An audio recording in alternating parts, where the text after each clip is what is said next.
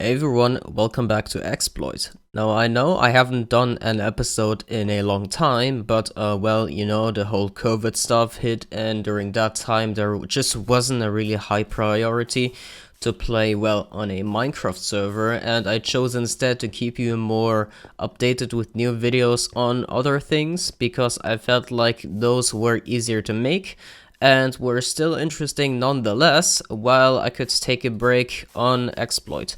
And to be fair, I was also fairly demotivated because, well, I was just really burnt out on Minecraft, so I spent some time with other games. And well, now I am back and full motivation for Minecraft. And what we're going to do today in Xploit is something that we've been wanting to do for a long time already. But of course, you know, since the reasons I described before were indeed happening, we decided to take a break. Well, at least I did. And the others, I won't let them speak for themselves if they have something to say. Anyways, you're probably able to tell what's going to happen right here. These handy flyers are going to go back and forth over this area, and they're going to blow out an 18 times 9 chunk area, so 9 chunks across like this, and 18 chunks across like this. And this is basically a double density check perimeter. And this is going to be quite amazing because going to be a lot of empty space. Right now I am on the server indeed and not a world's download, but what I have done is that I have made a copy of the world, of course, before I run it, because I don't want to be stuck with a broken machine in case it somehow breaks for a reason that isn't really our fault. So this is more or less a test run. Well, a test run that I will keep if it goes successfully, but yeah, it is nonetheless a test run, so I will keep that in mind. But it should hopefully work out fine, because I have spent several weeks testing in creative, building, rebuilding, checking for issues, understanding the system more, and it should work. Oh, and by the way, if you're wondering what a World Eater this is a World Eater designed by Flolan, which uses zundappchef's TNT layout, and I have a video to that linked in the description, and Flolan, yeah, he actually made a video on it, so I highly recommend you do check it out, because it is a good watch, and yeah, if you ever do need a World Eater, you should definitely watch it. Of course, since this World Eater is 9 chunks wide and we are clearing double perimeter, it does mean we have to load the chunks. And while half of those 18 times 9 chunks, that means 9 times 9 chunks around there, is a ticking area to simulate spawn chunks, we still have to load the other 9 times 9, and for that we're just using a boat on the flyer that is within the center chunk, and I'm going to have an alt account sit on there, and hopefully it should work out fine.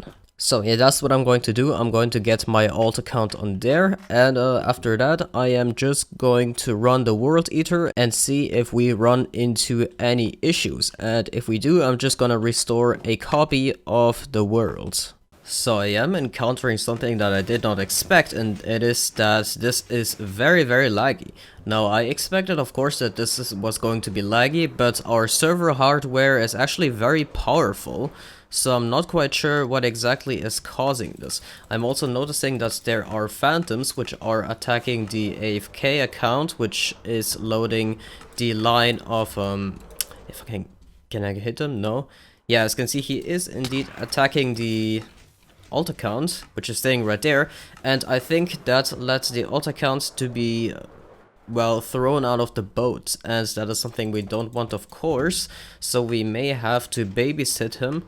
And otherwise it seems like it is working fine enough. The TNT is being bombed, but yeah, it definitely is more laggy than I thought, so I will probably have to look into how to allocate more system resources to the server, or well, to Minecraft itself. Because right now I am looking on the task manager on the server machine, and only 33% of the CPU is being used, and only 500 megabytes out of 16 gigabytes of the memory. So yeah, that is pretty concerning, because I'm pretty confident that we could run this faster and have less of that lag, but it doesn't seem to be taking those resources and making use of them.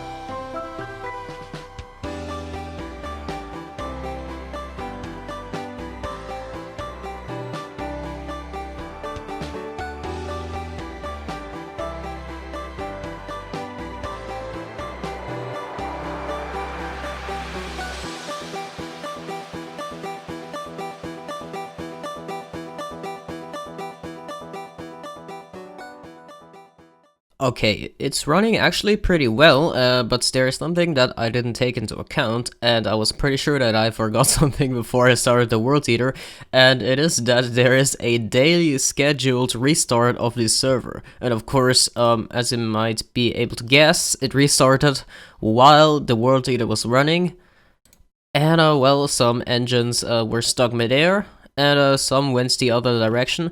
That is a thing that happens on relogs, unfortunately, but it's not really a big issue because all that matters is that all the flyers made it to this station, which I made sure they did by simply restarting them by triggering the observers and whatnot.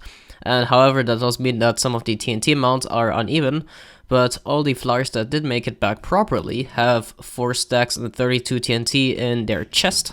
So I'm just going to check each of the 10 flyers and see if they have that amount, and if not, I'm just going to even it out, and it should be fine. We have plenty more shulker boxes of TNT back up there, which you might be able to see. It's a tiny speck of glass. It's actually kind of hard to see, but well, I'm just going to fill the rest of the chests to even out the amount, and then start it back up. And well, I'm not actually quite sure if the restart solves the lag issue, but when I went back into the server, it seemed to run much smoother, but I will have to see if that actually does apply when I run the entire thing again. Okay, so it seems that the daily server restart actually helped a lot with the lag. When I triggered the station, it went flawlessly, and now the bombers seem to be bombing with no problem at all, so just like in single player. And that's great. So now I just know in case there is excessive amounts of lag, I can just restart the server. And yeah, I know that sounds kind of obvious, but it really wasn't obvious to me in that moment because I don't know, I just didn't think of that, but that's great. It seems to be running perfectly now. So just like in single player and pretty much at 20 ticks per second, looks like it. Well, we can't really check the ticks per second in game because we don't have anything like that in Bedrock at the moment, but yeah, seems to be running very, very fine. So we ran it quite a bit, and as you can see, it's already really dug out pretty far down, well, rather bombed out.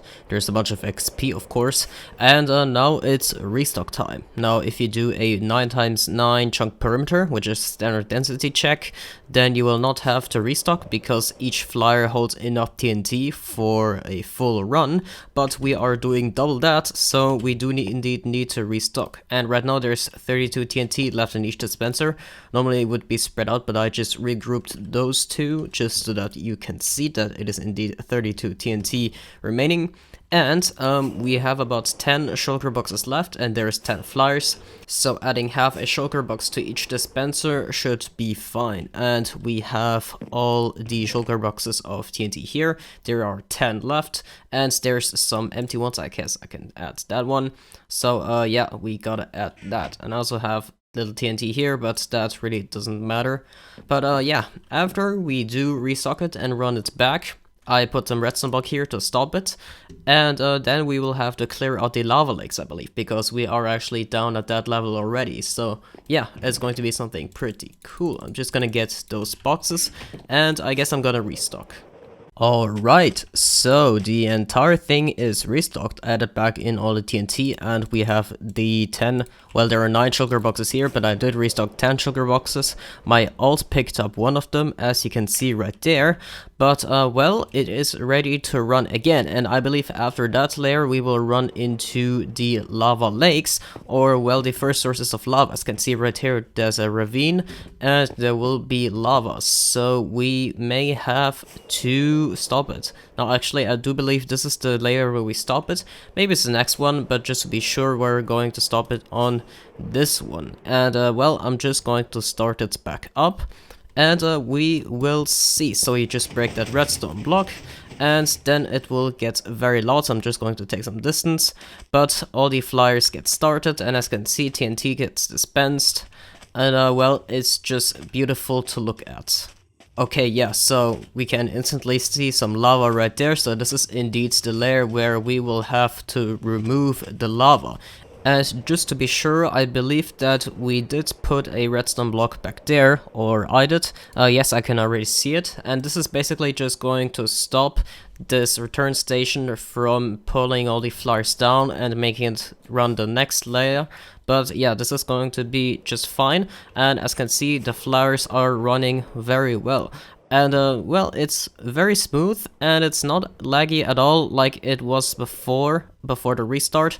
And yeah, so I'm pretty glad that it does run smooth, because I was really concerned for a second, because, you know, my server hardware is pretty powerful. So yeah, this is great. Alright, so I did run the flowers back, and now it is indeed lava layer clearing time. So we are at a level where there are lava lakes, so right here it's Y11 of course, and after that there's only 2 more runs, and oh, that's not good. And after those 2 runs, we will be down to Bedrock level, and then we should be able to fill in the Bedrock like this, because we can of course obtain Bedrock. And yeah, there seems to be some TNT who does not have any, which does not have any fuse data, I mean, and it's kind of funny.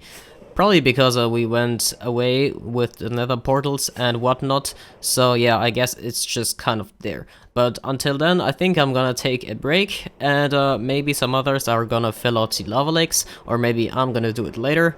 But for now, I think this is a pause moment for me.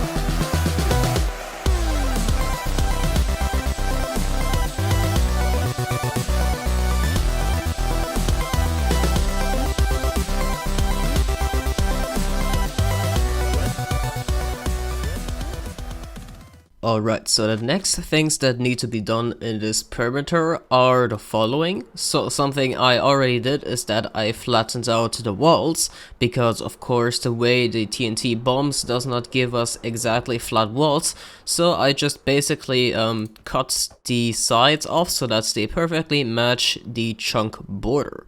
And what is also being done, or rather in progress, is that we're placing Bedrock on the floor, because of course Bedrock is obtainable, but what we're doing first is that we're filling the gaps below it so that there's absolutely nothing underneath, no air gaps, and then we're just placing the Bedrock on the topmost layer. So the blocks below that will just be placeholder blocks like cobblestone or something like that, and yeah, that's pretty much it.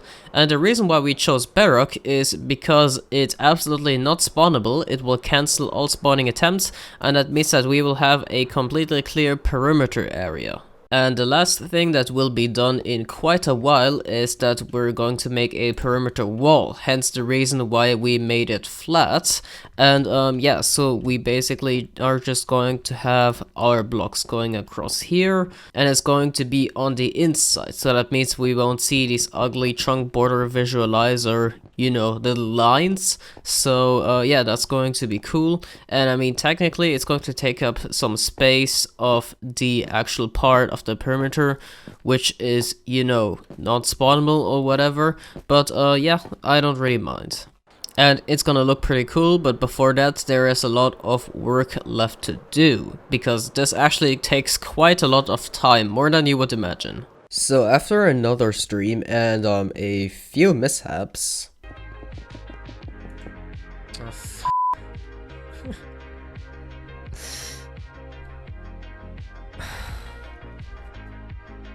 the floor of this perimeter is now finally complete. Of course, we still have the walls to go, but the fact that the floor is indeed complete, yeah, it looks pretty stunning actually. I think it looks really nice, and it's just very good to have this flat area now, and not this mess of, you know, lava and bedrock and whatnot. And yeah, this will basically be a blank canvas for a lot of things to come. But we are not done with this perimeter, of course, but yeah, that's going to be the walls that goes next. And I have actually a pretty neat design in mind, but you will have to see for the next exploit episode, because that's a lot of work once again, and I'm not gonna go through that for now. And I think I've already been stalling this episode for long enough, so yeah, I think I can split it up into multiple episodes, because to be honest, I think we did plenty work for one episode. But yeah, this 18x9 chunk perimeter is starting to look real good, and I like it. So I think that's about it for this exploit episode. I would like to thank you very much for watching. That's about it, and bye!